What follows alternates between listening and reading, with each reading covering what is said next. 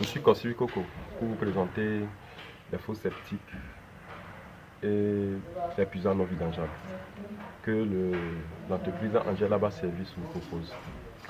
Pour parler des particularités de cette fosse, je commence par les fosses. Elle est d'abord non vidangeable. On ne la vidange pas, quel que soit le nombre d'années. Comme vous pouvez le constater, la dimension elle est très petite.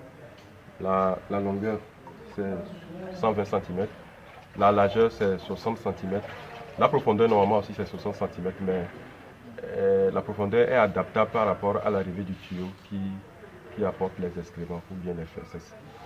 Donc à part le fait que c'est petit, c'est aussi vite réalisable.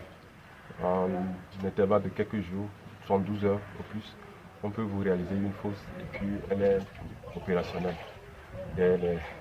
Même en 48 heures même c'est réalisable. Donc c'est aussi réalisable dans des zones où il y a beaucoup de rocs, c'est-à-dire qu'il n'y a que des cailloux et on a des difficultés à creuser. Si aussi c'est une zone marécageuse, on peut facilement aussi la réaliser à cause du fait que ça ne va pas tellement en profondeur. Donc il y a un puisard, quand nous parlons de fosse chez nous, il y a un puisard qui suit automatiquement la fosse. Donc le puisard est dédié qu'à la fosse. Donc c'est-à-dire que le système est construit de la sorte que quand vous chassez les déchets en même temps, et l'eau et les déchets arrivent dans la fosse.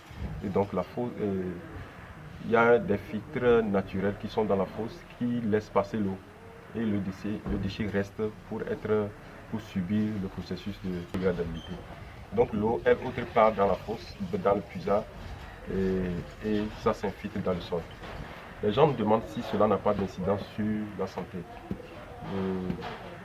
Les filtres naturels qui sont dans la fosse, c'est-à-dire les éléments, les pièces que nous prenons, nous utilisons pour réaliser la fosse, font de sorte que l'eau qui sort de cette fosse est inodore, c'est incolore et puis c'est pur. Dans les zones où la nappe phréatique est à fleur, comme on le dit souvent, c'est-à-dire qu'elle est, même si elle n'est pas à fleur, c'est le système de biofilm, comme son nom le dit, bio, et filtre les eaux de déchets, de sorte que avant qu'elle ne repénètre dans le système phréatique, il y a une transformation, il y a un traitement, c'est ça j'allais dire, un traitement de façon naturelle pour que l'eau puisse être claire et naturelle avant de repénétrer dans le système phréatique. Donc, si nous abordons ce côté, je dirais aussi que nous faisons nous appelons ça, bon, on appelle ça piège à graisse.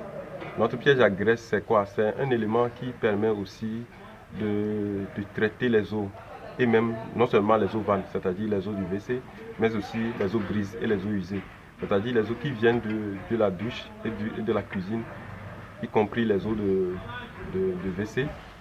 Nous pouvons les traiter de sorte que à la fin vous obtenez une eau dans laquelle, si vous voulez, vous pouvez mettre même des poissons. Si des poissons peuvent vivre dans les eaux pareil, vous saurez que c'est une eau qui est qu'est-ce que je dirais, qui est pure, parce que le poisson ne vit pas dans les eaux usées. Il faut que l'eau là soit pure. Donc voilà un peu les caractéristiques de cette fosse. Donc abordant un peu le mécanisme, le fonctionnement même de la fosse, je vous dirais que elle est basée sur la nature. Elle est basée sur la nature. Nous prenons toujours l'exemple d'un chien. Quand un chien défecte dans la nature, quelques jours plus tard, vous revenez, vous n'allez plus trouver les excréments. Si personne ne ramasse pas ces excréments, quelques jours plus tard, quand vous revenez, vous n'allez plus trouver ces excréments. Pourquoi? Parce que et les micro-éléments et les macro-éléments qui viennent intervenir sur ces excréments font de sorte que ça disparaisse. Naturellement, Dieu a fait le monde sans déchets. C'est quand les hommes sont apparus qu'ils ont commencé par inventer des bouteilles, des plastiques, des choses pour pouvoir, et maintenant on cherche l'endroit où les jeter. Mais naturellement, les excréments, tout ce que la nature fait de façon naturelle, il n'y a pas, c'est biodégradable. Donc la condition qui permet aux choses de se dégrader sur la surface de la terre, c'est la même condition que nous plaçons dans ces fosses. Et donc quand les excréments viennent, ça se dégrade de façon automatique. Parlant toujours des caractéristiques, oui, des caractéristiques de la fosse biofile, elle est, les gens nous demandent quelle est la dimension du puisard, puisque nous donnons la dimension de la fosse. Les dimensions du puisard ne sont pas, ce n'est pas standard. Les puisards n'ont pas de dimension standard. Nous adaptons les puisards par rapport aux espaces qui sont disponibles. Si l'espace est grand, on le fait de cette façon, mais si l'espace est très restreint, nous le faisons aussi de cette façon.